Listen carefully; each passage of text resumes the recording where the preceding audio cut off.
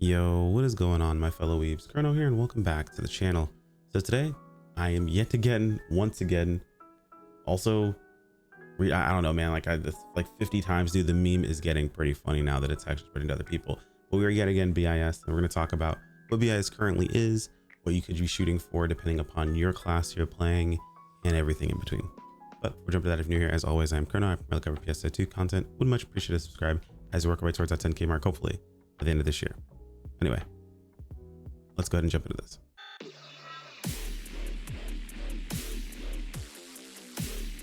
So I'm going to do these videos from now on whenever we have a new update. We've reached that new BIS, kind of to give you guys an update on what it is and like what you should be going for. Granted, you don't need my videos to figure these things out. I've made videos talking about multiple times how to use the damage calculator. Cakewalk has answered questions to infinitum. You guys are more than welcome to check that out. In a lot of cases, you can kind of guess what the damage ceiling realistically is. When I say best in slot, I'm basically going for the most amount of damage that we can deal in a generalistic term. Technically, absolute best in slot would require, I don't know, you would require a different set of weapons. And realistically, I probably would go for a different augment setup as well. But this is kind of outside of that.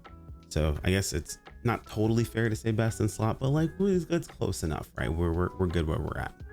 So battle power wise, we are 4395.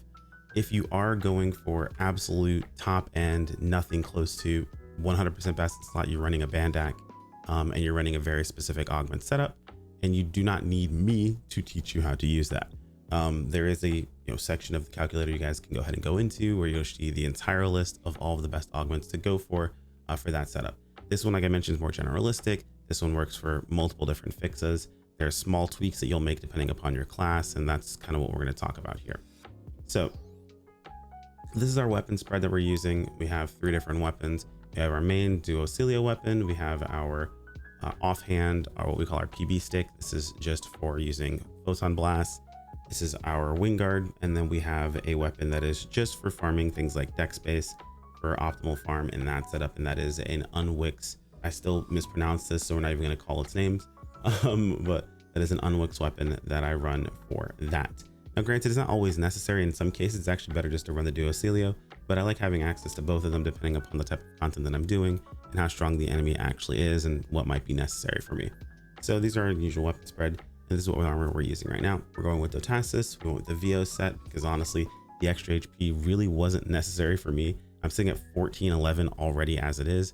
Had I gone with the extra HP, I would be, I mean, it's what, 40 HP, I believe, per unit with the extra HP. So like you're going over an extra 120. It just doesn't feel right. And honestly, any extra HP past 1400 isn't really helping me all that much in the first place, especially when we have situations like you can quite literally press your heal button. Pressing early enough is not a big deal. There's no animation to it. There's some lag. So it's one of those situations where it doesn't feel like it's really necessary to me personally. So I don't go for it. If you feel like you absolutely need it, you're more than welcome to do so. We've had that conversation with the, of course, the Dotasis update itself. The augments we're going for is this spread right here. So we've got Grand Gladiator Soul, Giga Trial, which is the new augment that just released. Very powerful, mind you. Giga Trial, Lux Hell Finale, High Steer Domina, Anati Def Mel Ra, Glan Gigas Maste, and Grand Dreadkeeper 2. So this is the spread everyone wants to use that's not using abandac. That's very important. Using abandac, again, you have your own thing going on. Don't pay any attention to me. But if you're not using abandac, this is the spread everyone wants to have on their units. And the reason behind this is because Dreadkeeper 2 is only 0.25 behind the next tier up when it comes to potency, and giving you 6% potency floor is massive. I'd argue not only the 6% potency floor is massive, the 6% potency floor plus 40 HP and 4 PP. I know I said HP wasn't that necessary to me at the moment, but you got to keep in mind what we're trading off for. We're trading 2.5% potency for 40 HP, 4 PP, and 6% potency floor, and 1% damage resistance. All of those things together are actually fairly powerful, which is why we're like, okay, cool, let's go for it. We're not really worried about the damage resistance technically, or even for that matter, the HP. Just the PP and potency floor is enough for us to go ahead and trade off that 0.25. And damage wise, like average damage wise, I know some people look at like, oh, damage versus consistency in that thing. No, don't overcomplicate things. Damage, at the end of the day, over a long course of time, unless you're someone who's literally speed running and you are resetting runs until you crit, this is going to be more damage for you over the large course of time. Like that's just how math works out. You know, of course, some people are like, oh, well, I'm luckier, I tend to get more crits, so I gear this way, that, and the other. When we're looking at it just from pure damage numbers, this is where you end up with more damage overall. So yes, even if you're playing Slayer, everyone is using this. Unless you're using a abandac, everyone. We're in a position now that there is nothing that you're going to get that is currently stronger than this setup. So yes, Giga Trial and High Steer Domina, both very useful. High Steer Domina we got last week, Giga Trial we got this week. So it's been, you know, a fun 2 weeks of upgrading things. We pretty much out of resources completely. I have no protects left, so we'll be building those back up again. High Steer Domina with the minus 1% resistance isn't really that big a deal, since, you know, we have plus 1% resistance here, and we also have plus 1% resistance here. So we actually end up knocking that out completely, and we're good to go. Overall, if you're curious, how much damage did you actually get as far as an increase? It was about, let's see, I went from 280 to 297. So we went from 280 to 286. We went High Steer Domina, and then from 286 to 297, we went to Giga Trial. So it's a pretty decent sized jump. We actually gained quite a bit of damage overall. So it's just pretty awesome. The only other thing that's different in this situation would be your weapon. So we're gonna jump over to weapon really quick and talk about that. This is where you have a departure if you're a Slayer. That's it. If you're any other class, this is what you're looking for. So if you're a Slayer, you drop the Grand Dreadkeeper. Grand Dreadkeeper is actually not worth on Slayer, seeing as we only have 4 slots in this situation. It's actually better to go ahead and get the extra potency for Slayer, seeing as they have so much crit rate. They don't really get as much use out of potency floor. Granted, if we had as much crit rate as Slayer, we would be in the same ballpark as there. And as we get more crit rate, potency floor becomes less and less important to us.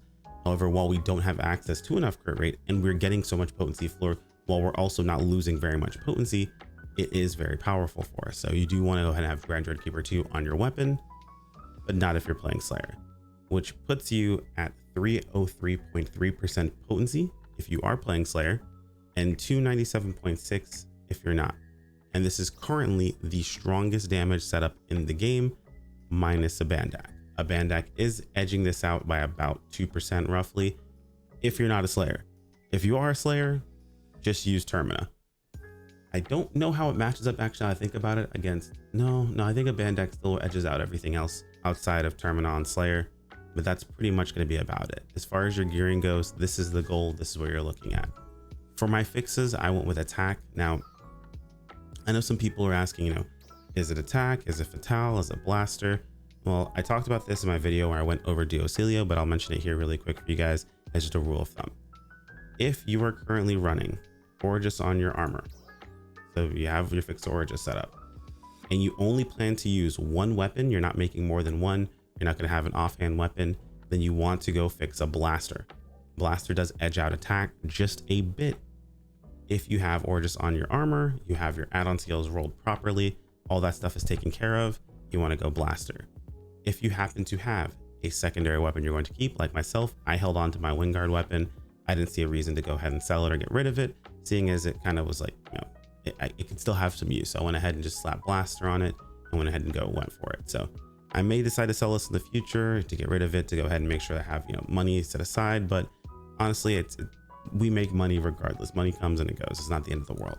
So because I have an offhand weapon, it's better for me to use attack as my main and then swap over to my weapon to, you know, use my Photon Blast and then go back to my Duocilio. And you're probably thinking, oh, isn't it better just to use your Photon Blast or Duocilio? No, it's actually stronger to use the Wingguard, get the buff from the Wingguard and go back to your Duocilio, which you actually still get the same amount of damage from. Now, it isn't bad to Photon Blast with your Duocilio weapon. It does have a decent, you know, potential here. It also does help you build your Photon Blast a bit faster. However, it is still better damage wise to use your Photon Blast with your Wingguard and go back to your Duocilio, which is why I kept both of mine and I have them set up the way that I do. Now, if you're someone who, let's say, for example, just really prefers, let's say, Fixa Guard, or you or someone who really likes having Performa on your gear or something along those lines, well, then in that situation, I would probably just go attack. Even though technically speaking, you could probably still work with Blaster if you have things like Endure Pain PB Boost, if you have, of course, the add-on skills rolled, then I would just go with attack if you're in this situation, but you probably could still get away with running Blaster. If you're very, very early on and you're like just getting out of your LC augments, you're just getting your gear set up, you want to roll with something like Fixa Fatale. You don't have enough potency floor to make use of things like attack or blaster. As you can see, I'm at 85% damage adjust. If you're playing Slayer, you're going to be at 80. If you're playing anything else, you're going to be at around 85 if you're going for the best in slot setup. If you're at abandac, I don't even know what you actually end up at. I'd have to double check and see what that ends up being.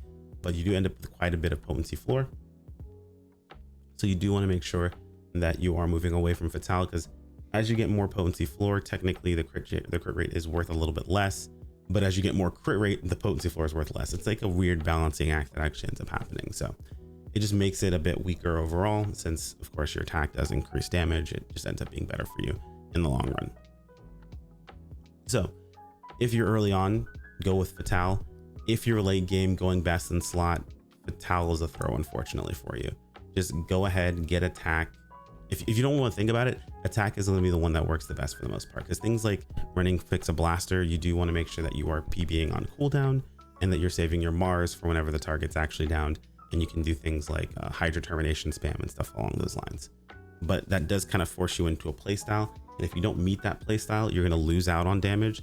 So it's better to go with a non-optimal choice if it fits your playstyle better, and you're going to end up getting more damage overall while you're playing with that playstyle, then go with the optimal choice and then just play it suboptimally and end up losing more overall damage. I believe that covers everything. If there's anything I missed, feel free to let me know in the comments below. As always, you guys are not required to push towards best in slot. No one who plays best in slot is asking you or saying, hey, look, you absolutely have to do this. All we ask is that you try. Work within your means, do the best that you can, push your gear forward to what you feel comfortable with to make it so you're effective or efficient at farming, that way you can get that sweet, sweet, sweet fashion and look like an absolute freaking gamer. Everyone always likes to talk about, oh, well, you're just showing off your gear. Yes, I am. I worked hard for it. I spent quite a bit on this money, on this gear. I worked hard to earn the money for this, and I had to get pretty lucky for it as well. Just the same way that, hey, if you get some pretty dope fashion, you put together an awesome outfit, I expect to see it on Twitter. I expect to see screenshots, post in my Discord. Everyone should show off things that they're proud of. I don't know why why it turned into one of these videos or anything along those lines, but I don't know why we're downing people for showing off things that they're proud of like this. It's very silly. It's a very silly thing to do. It's very fun in video games to do this sort of stuff where you put together things and you want to show it off to your friends, and I advocate for it. Go for it. And that's pretty much it. Oh, I did skip over one thing. I am multied with a sword. This is just because I like to very, very lazily farm whenever I'm farming PSC bursts and things of that sort, and Caliber Streak is insanely good. If I'm farming in an area like, you know, New Crimson Realm or anything like that, I need extra, like a lot more damage, I would go with something like Bouncer Hunter, where I can just flat out hold Caliber Streak on a very powerful weapon. And as long as I have something like a gunner in my party, it tends to be able to maintain my PP where I don't have to worry about having something like Sub-Force or having to be forced into using my 6-star weapon. And if I'm farming something like Dex Base rank 1, then I can just use this weapon and I can go something like Hunter Slayer instead of going something like Bouncer Hunter. And this is plenty of damage to go ahead and one-shot all the enemies that we're fighting. So we're good there. That's it, guys. Sorry if I kind of messed up the order of that. No big deal. But yeah, if there's anything I missed, feel free to toss in the comments below. Like if you enjoyed the video, sub if you want to keep up with more. As always, thanks to channel members. I appreciate every single one of you. Thank you so much. I'll see you all next time. Take care, my friends. Peace out.